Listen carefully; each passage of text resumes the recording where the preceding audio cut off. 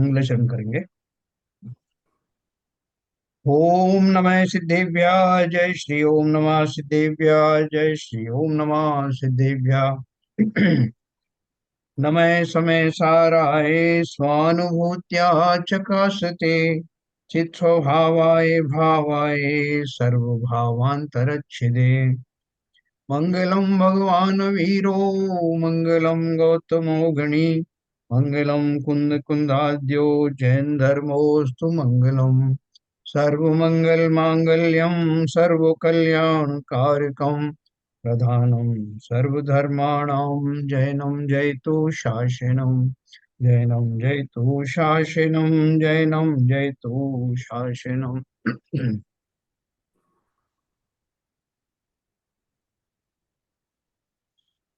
क्या दो लोगों का लगता है कुछ ज्वाइन नहीं हो पा रहा है? कोशिश कर रहे हैं फिर विड्रॉ हो रहा नेटवर्क प्रॉब्लम होगी सर। है।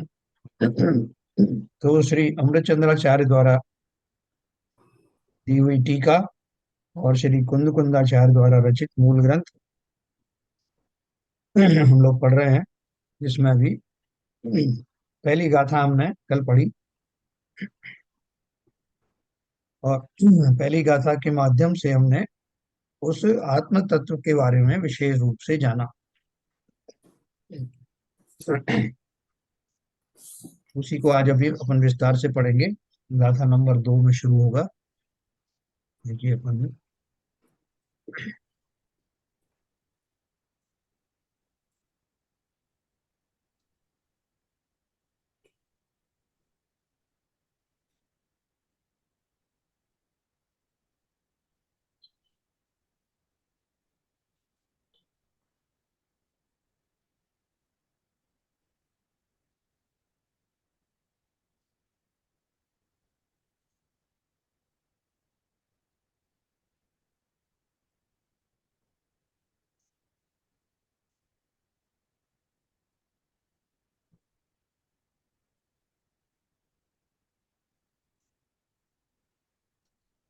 उन्होंने समय के बारे में पढ़ा था।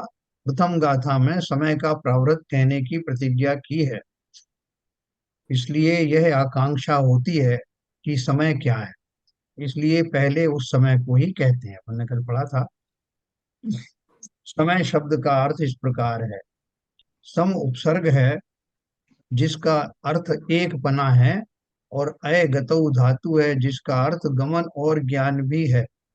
इसलिए एक साथ ही युगपत जानना और परिणमन करना, यह दोनों क्रियाएं एकत्व पूर्वक करे वह समय है ना। अपन ने समय के बारे में अर्थात आत्मद्रव्य की विशेषता पढ़ी थी कि जो जानते हुए परिणमन भी करता है, परिणमन करते हुए जानता है, ऐसे दोनों क्रियाओं को एक साथ करने वाला जो पदार्थ है वो एकमात्र आत्मा ही है, उसी को समय कहते हैं। तो इसको हमने सप्तरकार से सिद्ध किया था।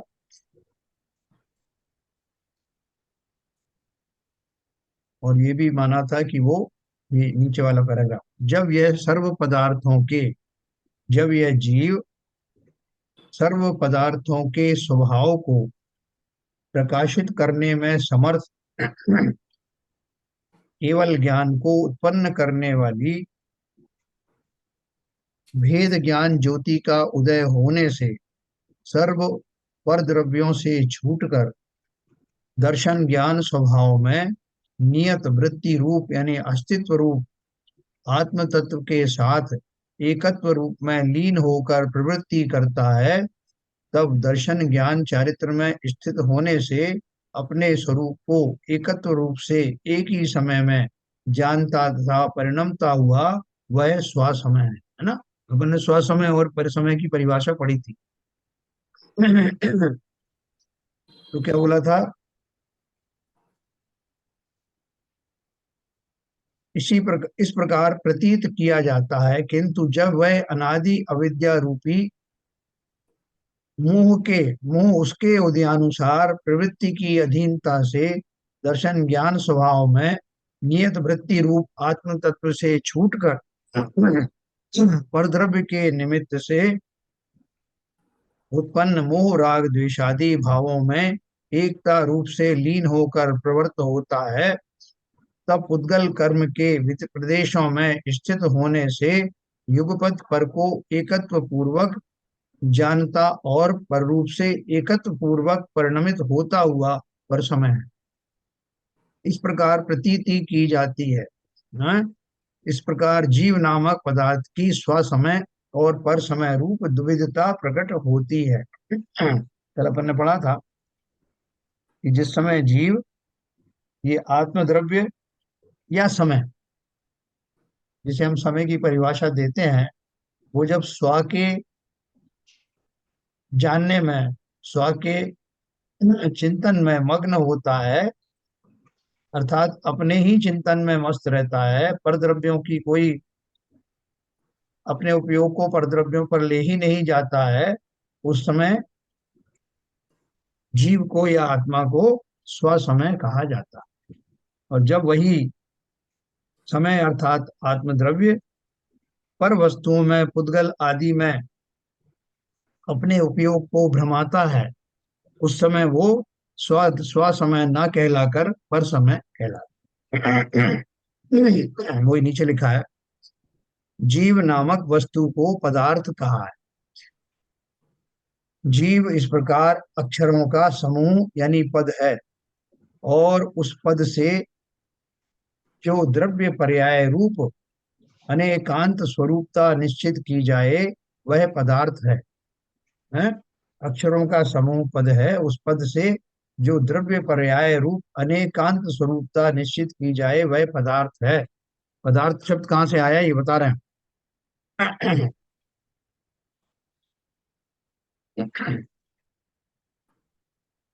यह जीव पदार्थ उत्पाद व्यय द्रव्यमयी सत्ता स्वरूप है, दर्शन ज्ञानमयी चेतना स्वरूप है, अनंत धर्म स्वरूप द्रव्य है? अनंत द्रव्य मतलब, अनंत धर्म मतलब अनंत गुणों का धारी, और द्रव्य होने से वस्तु है, गुण पर्यायवान है, उसका स्वपर प्रकाशक ज्ञान अनेकाकार रूप एक है, और वह यानी जीव पदार्थ आकाश आदि से भिन्न असाधारण चैतन्य गुण स्वरूप है। देखो ये सारे विशेषण अपन पढ़ चुके हैं ना, कि आत्मा एक पदार्थ भी है, एक वस्तु भी है।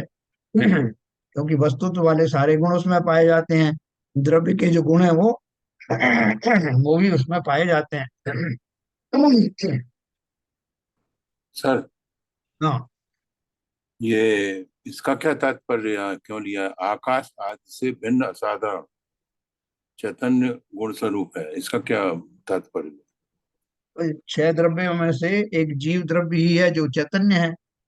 हाँ। बाकी जो आकाश आदि है, मतलब आकाश आदि का मतलब बाकी के जो पांच जो अच्छा, द्रव्य हैं वो अचेतन है। हाँ। सारे हाँ, धर्म और धर्म। वह जीव पदार्थ आकाश आदि से भिन्न यानी बाकी पांचों द्रव्यों से भिन्न असाधारण चैतन्य गुण स्वरूप है।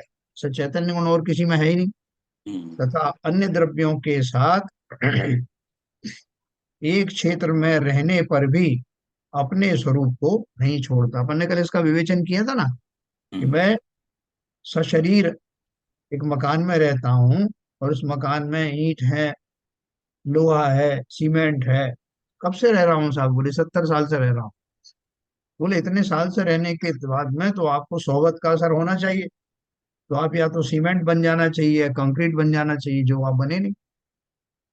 तो इसी तरह से वो कह रहे हैं कि मैं बाकी के शेष पांच द्रव्यों के साथ अनादि काल से रह रहा हूँ, लेकिन मेरे चैतन्य पने में कोई फर्क आया नहीं।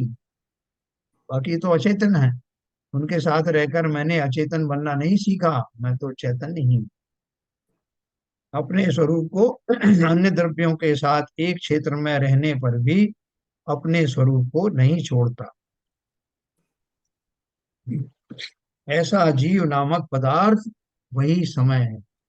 जब वह अपने स्वभाव में स्थित हो तब स्वसमय है, और पर स्वभाव राग द्वेष मोह रूप होकर रहे तब पर समय। इस प्रकार जीव के द्विविधता आती है। ठीक है, दो तरह से जीव स्वसमय भी है, पर समय भी है।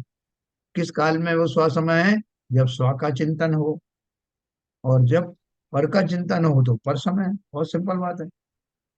अब समय की दुविधता में आचार्य बाधा बतलाते हैं। कह रहे मेरे अंदर में ये दोनों पना है ना, कि मैं संसार की का भी चिंतन करता हूँ और पारलोक की भी चिंता करता हूँ। तो ये दोनों विविधताएं जो मेरे अंदर हैं, उनके कारण मेरा कुछ नुकसान हो रहा है। नुकसान क्या हो रहा है? गाथा क्या है? ये ये ये यत्तणि छ ये यत्तणि क्षय गदो समो सब्बत सुंदरो लोगे, बंद कहा ये यत्ते तीर्ण विसंवादिनी होती। एकत्व निश्चय गतय समय सर्वत्र सुंदरो लोके, बंद कथयित्वे तेन विसंवादिनी भवति। हिंदी में उसका दोहा दिया है। एकत्व निश्चय गत समय सर्वत्र सुंदर लोक में, उससे बने बंधन कथा जो विरोधिनी एकत्व में। है ना, मैं ये खोज कर रहा हूँ कि मेरे अंदर ये दोपना कैसा है, दुविधिता क्यों है। गाथा का अर्थ यहाँ ऊपर दिया है, टीका में क्या दिया है, यहाँ समय शब्द से ये सामान्य गागार्थ शब्द है। है। वो गागार्थ। वो शब्द एक एक का अलग अलग वो अर्थ दिया है, वो टीका में भी वो आया है, इसलिए मैं पढ़ नहीं, देता हूँ। गागार्थ का मतलब क्या होता हाँ, ये अभी वही चल रहा है, टीका में उस गाथा का अर्थ आ रहा है, ऊपर उनका शब्दों का जो अलग अलग शब्दों का अर्थ बताया है विश्लेषण करके, फिर टीका में उसको पूर्ण रूप से उसको पैराग्राफ में लिखा है। है? अच्छा अच्छा। गाथार्थ में देखो क्या लिखा है, जैसे एकत्व निश्चय गत है, उसका अर्थ बताया। अच्छा। एकत्व निश्चय गत है, यानी एकत्व निश्चय को प्राप्त जो समय, समय माने समय है, वह लोके यानी लोक में सब जगह, सुंदर है यानी सुंदर है, तेन यानी इसलिए, एकत्व यानी एकत्व में, बंद कथा यानी दूसरे के साथ बंद की कथा, विसंवादिनी अर्थात विसंवाद यानी विरोध करने वाली है। हम्म? इन्होंने क्या किया, गाथा में जो शब्द दिए हैं उन शब्दों का पहले एक अर्थ किया है, फिर टीका में उन शब्दों को फिर से वाक्यों में लिखा। ठीक है, समझ। वो यहाँ सिंपल हाँ, सिंगल सिंगल सिंगल वर्ड का मीनिंग वहां मीनिंग लिखा। दिया है, हाँ, तो इसलिए मैंने उसको जरूरी नहीं समझा, क्योंकि वो नहीं नहीं, नीचे पूरा था। Academic interest point of view से पूछ रहा था मैंने, अच्छा, गागार्थ। नहीं आप कहेंगे तो वही पढ़ूंगा। नहीं नहीं, पढ़ने की जरूरत नहीं है, समझ में आ गया। यहाँ समय शब्द से सामान्यतया सभी पदार्थ कहे जाते हैं, क्योंकि व्युत्पत्ति के अनुसार समय ते अर्थात एक ही भाव से एकत्व पूर्वक अपने गुण पर्यायों को प्राप्त होकर जो परिणमन करता है सो समय। देखो एक बहुत बढ़िया बात आ रही है इसमें। इसलिए धर्म अधर्म आकाश काल पुद्गल जीव द्रव्य स्वरूप लोक में सर्वत्र जो कुछ जितने पदार्थ हैं, वे सभी निश्चय से एकत्व निश्चय को प्राप्त होने से ही सुंदरता को पाते हैं, क्योंकि अन्य प्रकार से उसमें सर्व संकर आदि दोष आ जाएंगे। वे सब पदार्थ अपने द्रव्य में अंतर्मग्न रहने वाले अपने अनंत धर्मों के चक्र को चुंबन करते हैं, स्पर्श करते हैं, तथापि वे परस्पर एक दूसरे को स्पर्श नहीं करते, अत्यंत निकट एक क्षेत्रावगाह रूप से तिष्ठ रहे हैं, तथापि वे सदाकाल अपने स्वरूप से च्युत नहीं होते।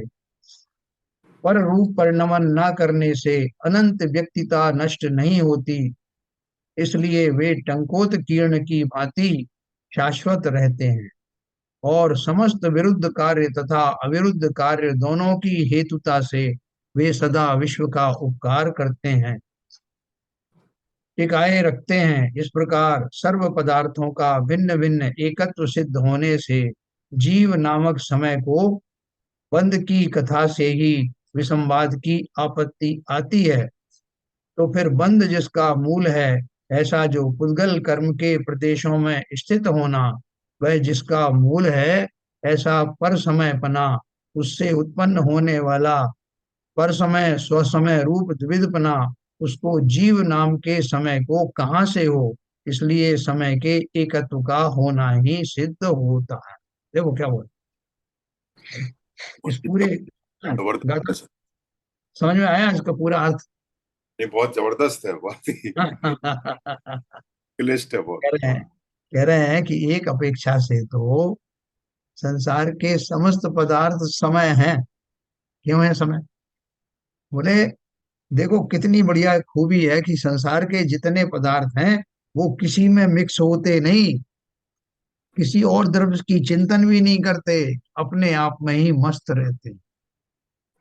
उद्गल द्रव्य अपने में मस्त है, आकाश द्रव्य अपने में मस्त है, काल द्रव्य अपने में मस्त है, धर्म अधर्म अपने अपने में मस्त है। उनके जो भी गुण हैं वो कभी डाल्यूट नहीं होते, अक्षुण रूप से वैसे ही बने रहते हैं। उन्हें भी जीव द्रव्य की किसी और द्रव्य की कोई परवाह नहीं होती। वो भी अगले अन्य पांच द्रव्यों के साथ रहते हैं, हर द्रव्य अपने अतिरिक्त बाकी पांच द्रव्यों के साथ तो रहते हैं, लेकिन अपने अपने स्वभाव में ही तन्मय रहते हैं। और मात्र एक जो आत्म द्रव्य है उसको खुरापाते सूझती है, वही दूसरे द्रव्यों के बारे में सोचता है, विचारता है, फंस जाता है, राग द्वेष आदि करता है। ना तो पुद्गल कोई राग द्वेष करता है, ना आकाश करता है, ना धर्म अधर्म करता है, ना काल द्रव्य करता है। अपने एकत्व पने में रहते हैं, इसलिए उस अपेक्षा से वो सब स्वसमय है। मैं स्वसमय भी हूँ और परसमय भी। ज्यादा ही ज्ञान आ गया मुझको और उसका मैं दुरुपयोग करता हूँ, और उनको कोई ज्ञान ही नहीं है तो वो अपने अपने में मस्त रहते हैं। लकड़ी लोहा प्लास्टिक ये जो बाहर में दिखने वाले पौद्गलिक स्कंद हैं सब अपने अपने में मस्त हैं। काल द्रव्य वगैरह भी रहते हैं, उनको परिणमन होना होता है, अपने स्वभाव के अनुसार तो परिणमित होते हैं। बाकी कोई किसी दूसरे का स्वभाव छीनता नहीं है, ना ही अपना स्वभाव छीनने देता है। ये पूरा जो पैराग्राफ ने बताया उसमें और सब परद्रव्यों का एक तरह से गुणगान किया कि देखो किसी को किसी की परवाह नहीं, सब अपने अपने में तन्मय है। लकड़ी तो लकड़ी जैसी बनी हुई है, लोहा लोहा बना हुआ है। बाकी जितने पदार्थ हैं सब अपने स्वरूप में सदा काल स्थित रहते हैं, उनकी पर्याय भले ही बदलती रहती हैं। पानी है तो पानी रहता है, उसकी पर्याय बदल के स्टीम बन सकती है, बर्फ बन सकती है, लेकिन रहेगा पानी ही, H2O ही रहेगा। जितने पुद्गल हैं वो सब परमाणु से बनकर के ही स्कंद बनेंगे। वो पर्याय तो बदलेंगे लेकिन जो उसके स्कंद के एक एक परमाणु में उद्गल में पाए जाने वाले वे गुण रूप रस गंध वर्ण आदि हमेशा रहेंगे, वो कभी उससे वंचित होते नहीं। मात्र एक जीव है जो जो वास्तव में तो मैं भी अपने ज्ञान आदि से जुदा नहीं हो सकता, चाह कर भी नहीं हो सकता, चैतन्यता से अलग नहीं हो सकता, लेकिन ज्ञान अपने ज्ञान के कारण मेरे अंदर में ये प्रवृत्ति पाई जाती है, थोड़ा सा अब इसको भी देख लूं, थोड़ा उसको भी देख लूं, जिनके बीच में रह रहा हूं उनको भी देख लूं। देखने तक तो ठीक है भाई, निरपेक्ष भाव से देख सकते हो। हैं? वो सारे लोग देख रहे हैं ना, साथ साथ मिलकर रह रहे हैं अपन, तो अपन जब तक एक दूसरे की कोई पर्सनल चीजों को जानने की कोशिश नहीं करते तब तक दोस्ती बनी रहती है। अगर आप बोलो साहब जब मैं इतने साल से इनके साथ रहता हूँ तो देखूं तो सही इनकी तिजोरी में कितना पैसा, देखूं तो सही ये क्या खाते हैं और खाने में कितना नमक डालते हैं, कितना क्या करना है आपको, उसी दिन झगड़े हो जाते हैं। तो उसी तरह से बाकी के द्रव्य तो इतने चतुर हैं कि वो अपने काम से काम रखते हैं। हर द्रव्य में एक वस्तुत्व नामक गुण है जिसके कारण वो वस्तु अपने गुणों के साथ वैसी ही बनी रहती है। मेरे अंदर भी है, लेकिन उस ज्ञान का क्या करूं जिसमें ये खुरापातें उठती रहती हैं कि इसको भी देखूं, उसको भी जानूं, और कैसे जानूं? राग सहित जानूं। क्योंकि जानने की मेरी ये प्रक्रिया तो केवल ज्ञान के समय भी बनी रहती है। अभी तो मैं कितना द्रव्यों को जानूंगा, और तब तो मैं छहों द्रव्यों के जितने भी समूह हैं सबको तीनों काल की पर्यायों सहित जानता हूं, लेकिन फिर भी उनमें राग नहीं करता। तो जानने में कोई हर्ज नहीं, लेकिन मैं जो जीव द्रव्य जब तक संसारी रहता हूं तब तक पर द्रव्यों को निरपेक्ष होकर के नहीं जानता। यही मेरी भूल है। इसलिए मेरे अंदर में दुविधता है, जिसे दुविधा कहते हैं ना, दुविधिता है। मैं इस खुद को भी जानता हूँ और पर को भी जानता हूँ। दूसरी बात क्या है कि जो केवल ज्ञानी की जो प्रवृत्ति है कि स्व को तो तन्मय होकर जानते हैं और पर को व्यवहार से जानते हैं। तो मैं तो दोनों दशा में तन्मय होकर ही जानता हूँ। तन्मय अर्थात उनमें बहुत रस लेता हूँ। पर जी। द्रव्यों में भी रस लेता हूँ, स्वद्रव्य में नहीं लेता। स्वद्रव्य से ज्यादा रस तो मैं पर द्रव्य में लेता हूँ। स्वद्रव्य की तो मुझे पहचान हुई ही नहीं, अब हो रही है। आचार्य कह रहे हैं भैया तुम्हारे अंदर ही वो खूबी है, तुम स्व को भी जान सकते हो और पर को भी जान सकते हो। दूसरे द्रव्यों की तो मजबूरी है, उनके पास ऐसा ज्ञान ही नहीं है। लेकिन फिर भी उनकी तारीफ करनी पड़ेगी कि वो अपने अपने स्वरूप में मस्त रहते हैं, कोई किसी में दखल देता नहीं। ये पूरे पैराग्राफ का मैंने आपको अर्थ बताया।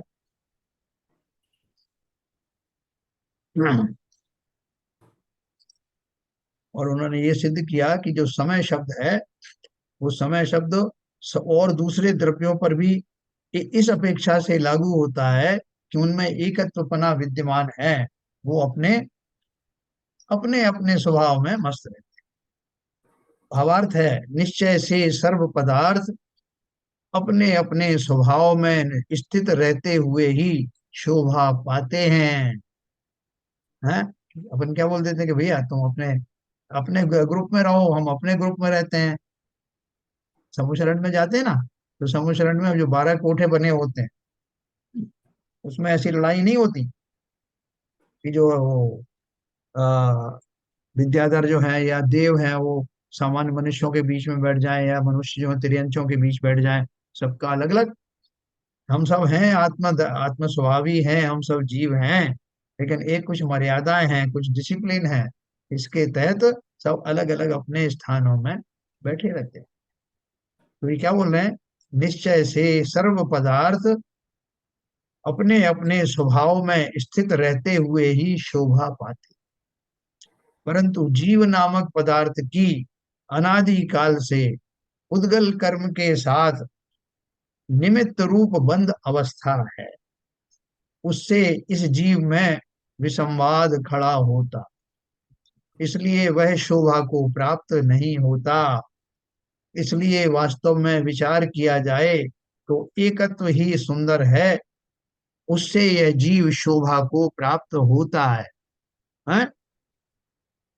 उन्होंने तुलना की और दूसरे द्रव्यों से कि सभी द्रव्य अपने अपने स्वभाव में एकत्व पने से शोभायमान हो रहे हैं। हाँ, एक लाइन से अगर अपन तिरंज गति के जीवों की बात करें, उनमें भी अपन भेद करें, जैसे दो तोते तोते सब एक जगह बैठे हैं, शेर शेर सब एक जगह बैठे हैं, दूसरे दूसरे जो और जीव हैं वो सब एक जगह बैठे हैं, तो उनकी अलग शोभा है। लेकिन उनमें खिचड़ी मिल जाए, ये उसमें मिल गया वो उसमें मिल गया, तो उतनी शोभा नहीं रहती उनकी। तो इसलिए उन्होंने बोला कि जीव शोभा को प्राप्त इसलिए नहीं हो पा रहा है कि वह वास्तव में उस एकत्व पने से अलग हो जाता है। अब उस एकत्व की असुलभता बताते हैं। तो एकत्व पना वो क्यों मुझे अवेलेबल नहीं है व्यवहार से, है सर्वश्रुत परिचित अनुभूत भोग बंधन की कथा, पर से जुदा एकत्व की उपलब्धि केवल सुलभ ना। देखो गाथा नंबर 4।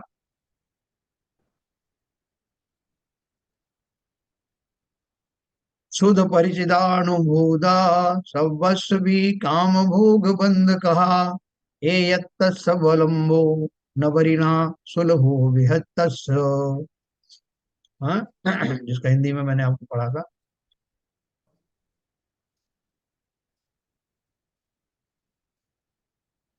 हाँ उसको ये संस्कृत में दिया है।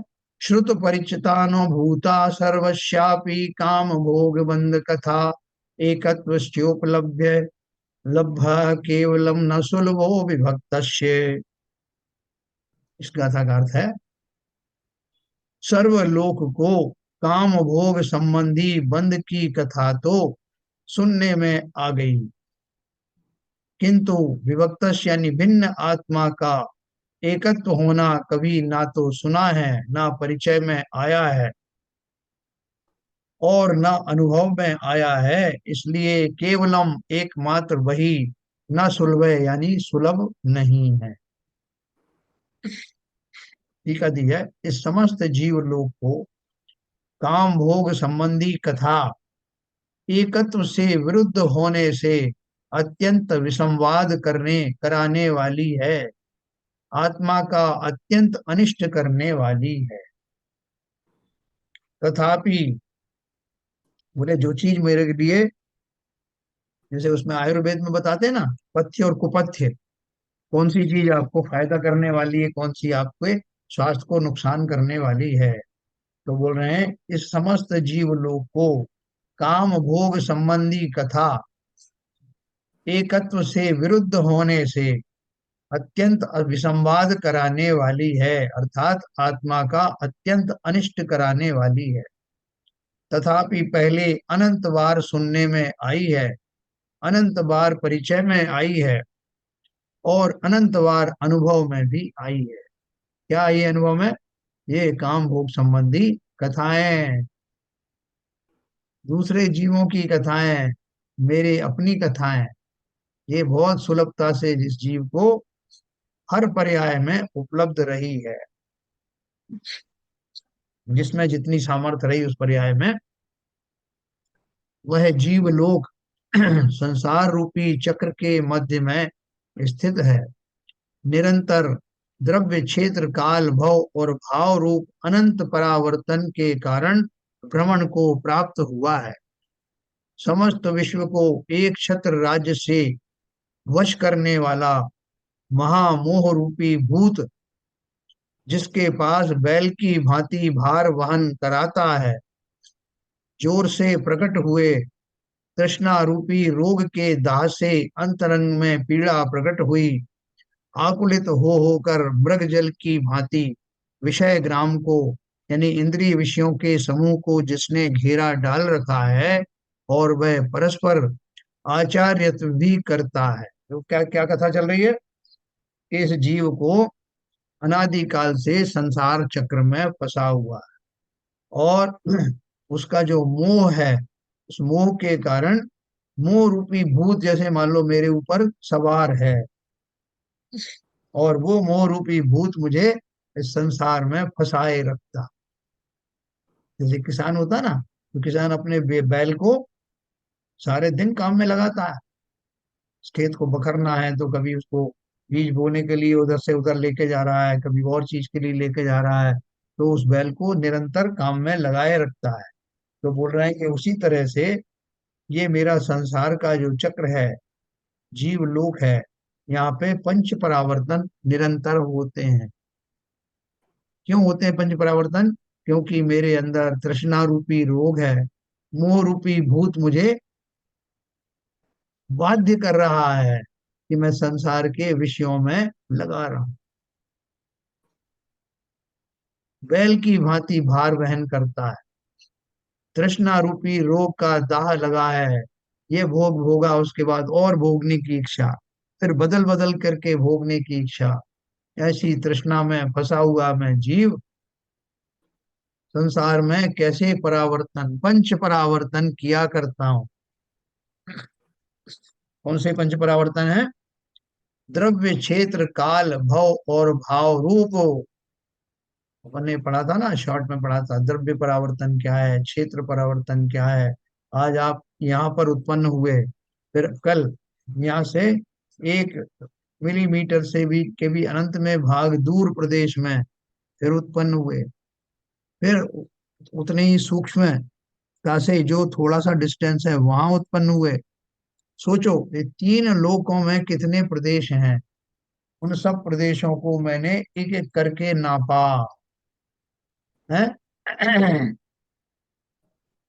और नापते नापते पूरा संसार नाप लिया। क्षेत्र अपेक्षा से मैं इस संसार के एक एक छोटे छोटे भाग में, उससे सटे हुए भाग में, फिर उससे सटे हुए भाग में निरंतर उत्पन्न हुआ। और जब वापस घूम करके उसी क्षेत्र में जहां से स्टार्ट किया था फिर मेरा जन्म होगा, तब उसको एक क्षेत्र परावर्तन कहा जाएगा। भव वन में जी भर घूम चुका, कण कण को जी भर भर देखा। तो भाई साहब जब हम जिस सर्विस में हुआ करते थे तो बड़ा एक लालच आता था कि हमें कोई टूर पे जाने को मिल जाए है। बहुत खुश हो जाते थे, बॉस ने कहीं भेज दिया ऐसे, और कि नहीं भेजा तो दुखी हो जाते थे। ये देखो साहब वो तो वहां का टूर करके आया, मैंने यहाँ का टूर नहीं किया। अभी भी अपन टूर करते रहते हैं ना। नहीं साहब अब तो हम तीर्थों की यात्रा के लिए जाते हैं, जिसके लिए भी जाते हो, लेकिन घूमने का मन करता है ना। तो बोलते हैं कि ऐसा मैंने संसार का कोई भाग नहीं है जिसको मैंने विचरण जहां नहीं किया हो। इसलिए पूजन में लिखा है भव वन में जी भर घूम चुका, कण कण को जी भर भर देखा।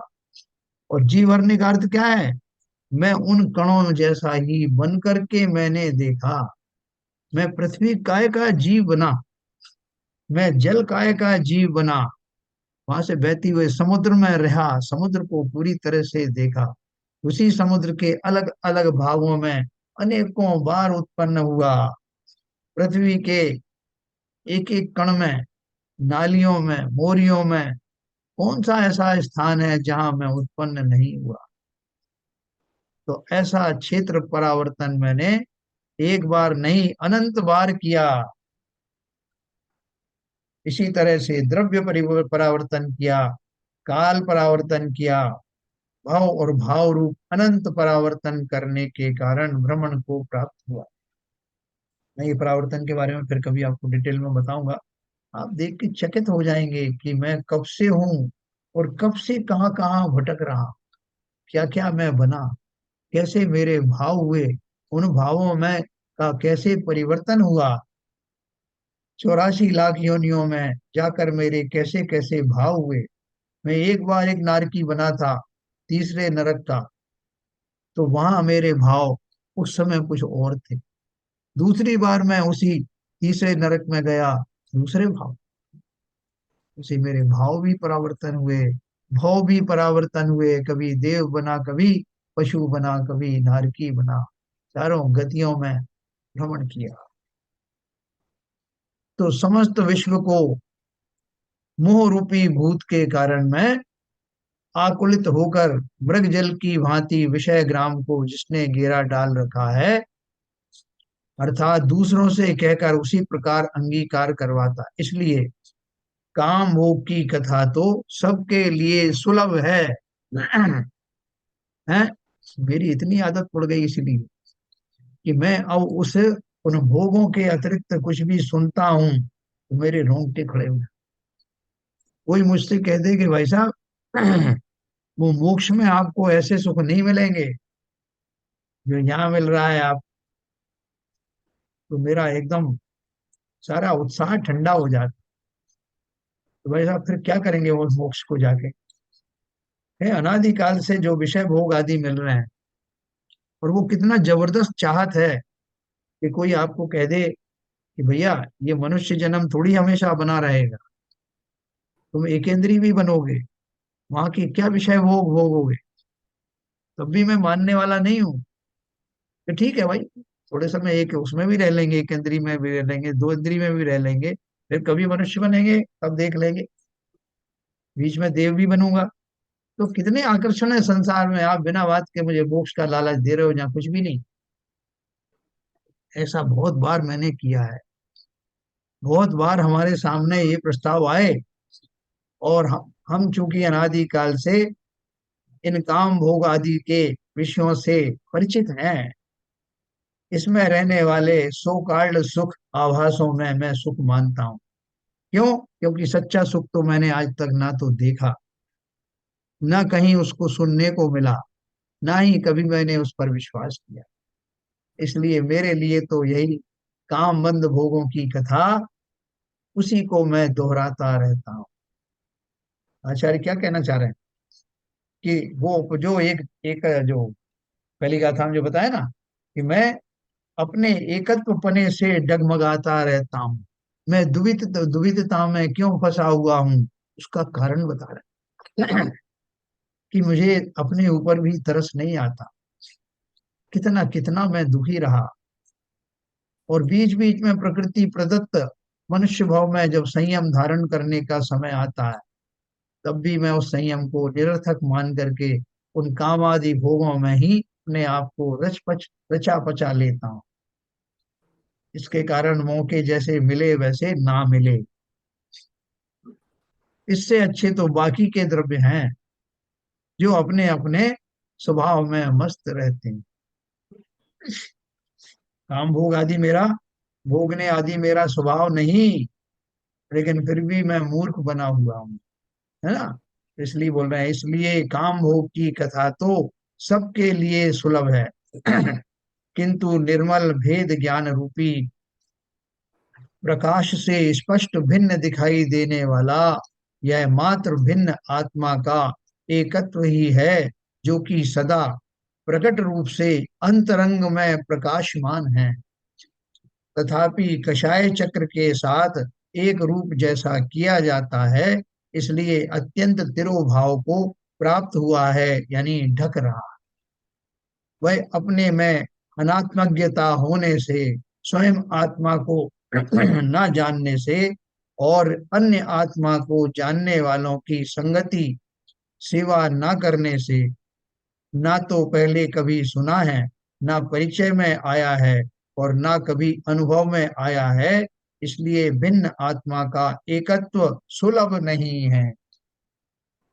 बोल रहे हैं कि भाई साहब, ऐसा नहीं है कि जो बाकी के जो द्रव्य हैं, उनकी जो आपने तारीफ की है कि वो अपने अपने एकत्व में बने रहते हैं, अपने स्वभाव में बने रहते हैं, ऐसा नहीं है कि मेरी आत्मा में, मेरे अंदर में वो एकत्वपना ना हो।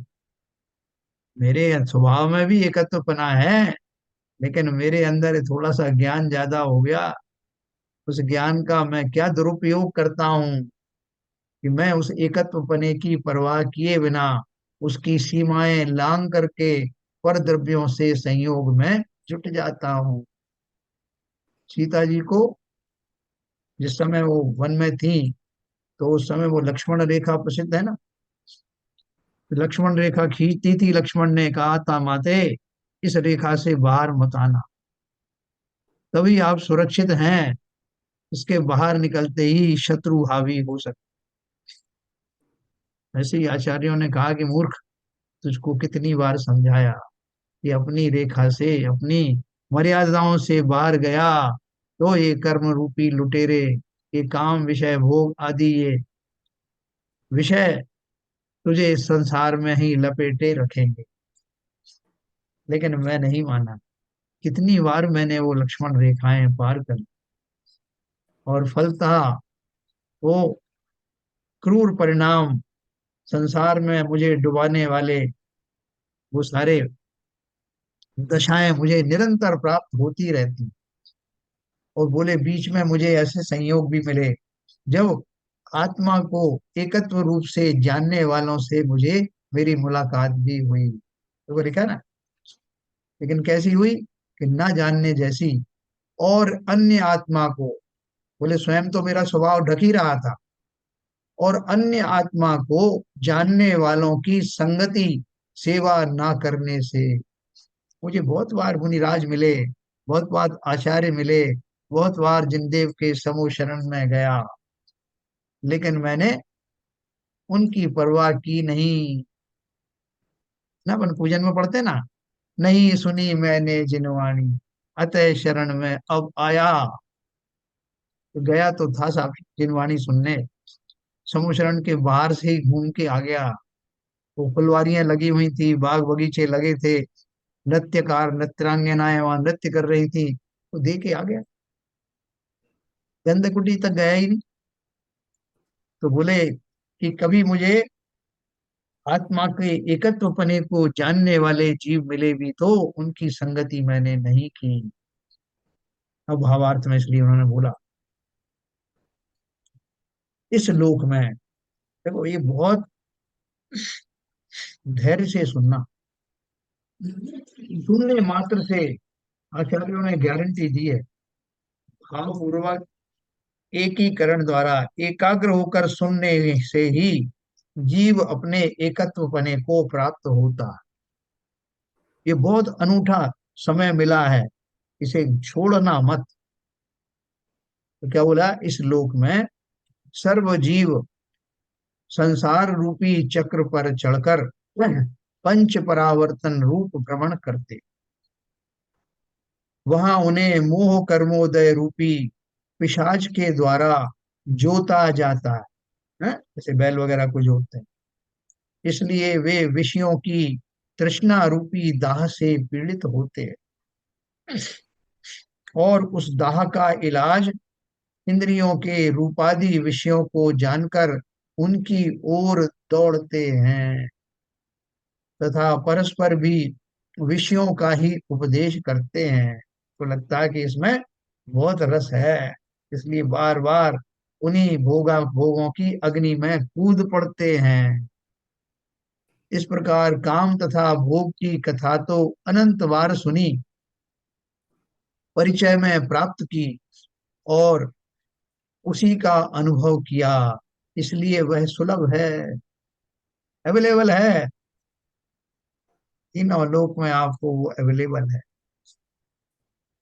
लेकिन आपको उसके बदले में क्या मिल रहा है?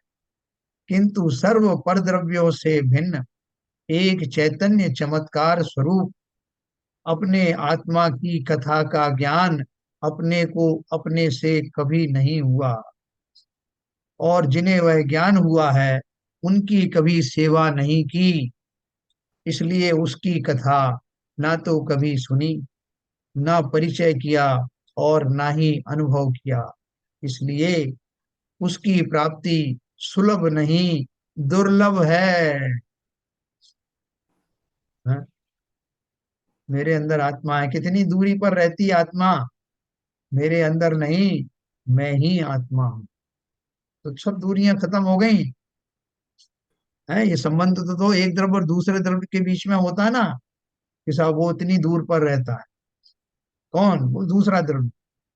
लेकिन यहाँ तो मैं ही वह द्रव्य हूँ, मुझ में किससे दूरी है?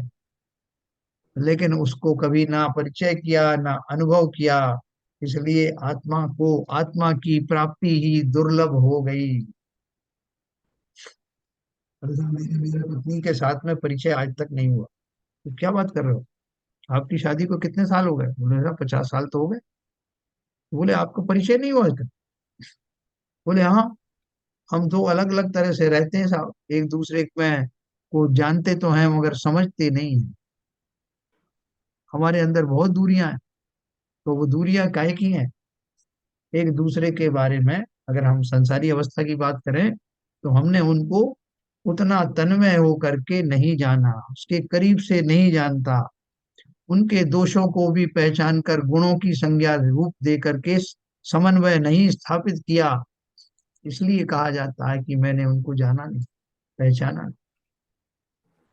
ठीक इसी प्रकार से मैंने अपनी आत्मा को, स्वयं को कहाँ जाना, आज तक नहीं पहचाना कि मेरा ये स्वभाव है।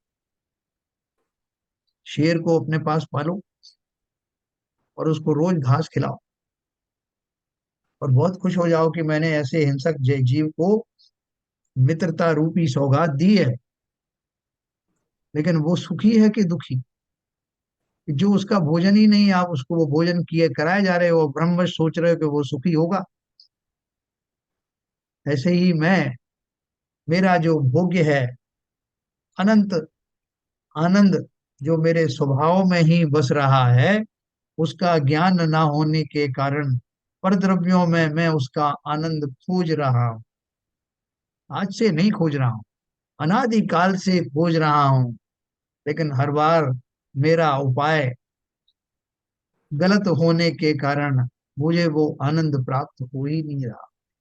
ना आचार्यों ने वो कस्तूरी के मृग की उदाहरण दिया ना, कि मेरे अंदर ही वो अनंत सुख है जिसे ना पहचान कर कि पर मैं घूम रहा हूँ, भटक रहा हूँ। कभी स्त्री के शरीर में सुख को ढूंढ रहा हूँ, कभी भोजन आदि में ढूंढ रहा हूँ, लेकिन आज तक तो मुझे वो तुष्टि मिली नहीं। इतना समय हो गया, भवन में जी भर चुका कण कण को। तो क्या है, मुझको न मिला सुख क्षण भर भी, कंचन कामिनी प्रासादों। कैसी पूजन बनाई लोगों। अगर उसका भी मैं पूरा अर्थ सहित अपने ऊपर घटित करके उन पूजाओं को रोज पढूं, तो कोई कारण नहीं है कि मैं कम से कम उतने काल तो आत्मा में मग्न हो जाऊं, दया आ जाए मुझे अपने ऊपर। ना कहते हैं जीव को सबसे ज्यादा क्रोध स्वयं के ऊपर ही है, इसलिए स्वयं की कभी परवाह करता नहीं, स्वयं का चिंतन करता नहीं। स्वयं क्यों दुखी है इसका कभी विश्लेषण किया नहीं। दूसरे के घर हम पहुंच जाते, उसको 10 सलाह देते हैं, भाई साहब मैं बताऊं आपको क्या बीमारी है, फला डॉक्टर के पास चले जाओ, हमने इलाज किया था तो उससे ऐसे ठीक हो गया था। और आपको जो कोई परेशानी हो मुझे बताना, मैं हूं ना। वहां तो हम दूसरों की परेशानी दूर करने के लिए, जितना करीब का व्यक्ति है, जितना हमें उससे मोह के संबंध है, उसके अनुसार तत्पर रहते हैं। लेकिन इस जीव को स्वयं से कोई मोह नहीं। मोह शब्द मैं इस्तेमाल कर रहा हूं सिर्फ इस अपेक्षा से कि आत्मा को आत्मा की जितनी परवाह होनी चाहिए, अपने अंदर में स्थापित होने के लिए जितनी लगन होनी चाहिए, वैसी लगन है कहाँ। नहीं तो बाहर कहीं जाने की जरूरत थी क्या। उन भोगादि सामग्रियों को ढूंढने में मैंने कितने जीवन निकाल दिए, लेकिन आज तक मुझे वो आनंद, वो सुख, वो स्वाभाविक सुख, वो अव्ययवाद सुख आज तक प्राप्त हुआ नहीं। आचार्य कहते हैं कि इसीलिए जीवों को उस भिन्न आत्मा का एकत्व बतलाते हैं। एकत्व क्या है और वो उसको क्यों प्राप्त नहीं हुआ। देखो पहली गाथा से चल रहा है, आप कनेक्शन करना उसको। क्या गाथा, अब ये बहुत दूर तक जाएंगी गाथा है, लेकिन शुरुआत क्या है कि इस जीव को जो दुविधता आई है उसमें एकत्व पने की, और दूसरे जीवों में, दूसरे पदार्थों में संबंध स्थापित करने की जो आदत पड़ी हुई है, उसके कारण क्या क्या घटित हो रहा, और ये जीव क्यों सुखी नहीं हो रहा, ये बात चल रही। इसी बात को तरह तरह से समझाकर हमें झकझोरने का की प्रयास आचार्य ने की है, और बड़े स्वाभाविक तरीके से। तो देखो अभी इसमें 5वीं गाथा आएगी। ये गाथा क्या लिखा है हिंदी में, पहले मैं पढ़ता हूँ। अब आचार्य कहते हैं कि इसीलिए जीवों को उस भिन्न आत्मा का एकत्व बतलाते भिन्न आत्मा का क्या मतलब है? हैं। भिन्न आत्मा का मतलब जो इन वस्तुओं से, इन भेदों से जो भिन्न है। कौन सी आत्मा, जो संसारी जाति की नहीं, जिसने उस तरह के संसार के काम भोग आदि की कथा को निरर्थक माना, ऐसा वो आत्मा, उसका जो एकत्वपना है वो कैसा होता, तो सिद्ध अर्थात भगवान, शुद्ध, तो शुद्ध सिद्ध, अवस्था। हाँ, अनंत सिद्ध अवस्था होगी ना। हाँ, शुद्ध अवस्था की बात करते हैं। दर्शाऊं एक विभक्त को आत्मा तने निज विभव से, दर्शाऊं तो करना प्रमाण ना छल ग्रहो स्खल ना बने। तो गाथा क्या है 5 नंबर। तम एयत्त विहत्तम दाहेयम अपनो सविवेण, जदि दाएज प्रमाणम चुक्केज छलम न घेतत्वम। ये आपकी प्राकृत की गाथा हुई, और संस्कृत की टीका। तमेकत्व विभक्तम दर्शये अहमात्मन स्वविभव स्वविभवेन, यदि दर्शयेयम प्रमाणम स्खलेयम छलम न ग्रहीतव्यम। आचार्य ने आपको सचेत भी किया है बार बार कि भैया जो मैं कह रहा हूं उसको आप ध्यान से सुनना, उसमें छल ग्रहण मत करना, उसमें मीन मेक निकाल करके अपने अनुसार उसका अर्थ मत कर लेना। अगर मैं कहीं चूक जाऊं तो उसका लाभ उठा करके अपने अनुसार उसका अर्थ मत करने लगना, जो हम करते हैं। हम किसी से विवाद करते हैं तो वो भी कहता है सामने वाला कि आगम में ऐसा लिखा है, मैं भी कहता हूँ कि मैं भी आगम के हिसाब से बोल रहा हूँ। और होता क्या है कि आगम को अपने हिसाब से हम परिभाषित करने लगते हैं। तो आचार्य ने पहले ही कह दिया, सतर्क कर दिया है कि भैया मैं आपको पूरी ताकत के साथ आत्मा का वो स्वरूप बताने वाला हूँ, लेकिन अगर कहीं मैं चूक जाऊं तो आप उसमें छल ग्रहण मत करना। दर्शाऊं एक विभक्त को आत्मा तने निज विभव से, दर्शाऊं तो करना प्रमाण। अगर मैं आपको सही तरह से बता पाऊं तो उस पर यकीन करना। न छल ग्रहो स्खल ना बने, उसमें छल मत निकालना, उसमें संधियां मत निकालने। तो गाथा का अर्थ है, थोड़ा सा पढ़ूंगा मैं, समय समय कम है। आचार्य कहते हैं कि जो कुछ मेरे आत्मा का निज वैभव है उस सबसे मैं इस एकत्व विभक्त आत्मा को दिखाऊंगा। ये शब्द जो है आप ध्यान से सुनना, एकत्व विभक्त, इसका अर्थ बहुत बहुत अच्छे से बताया जाएगा। मैं इस एकत्व विभक्त आत्मा को दिखाऊंगा, ऐसा मैंने व्यवसाय यानी उद्यम अर्थात निर्णय किया है।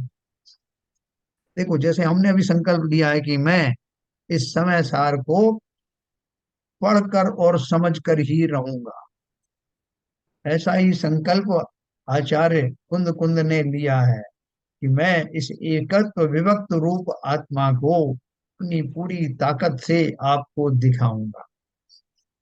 ठीक है, क्योंकि ये आत्मा सामने तो देखने से दिखाई नहीं देगी, उसको इस ढंग से वर्णन किया जाएगा कि आपको अवश्य अगर रुचि पूर्वक उसको समझ करके आपने जाना, इसको पूरा मत समझ लेना कि भैया इसमें तो बहुत सारी जो है शब्द हैं और बहुत सारी लंबी कौन सुनेगा।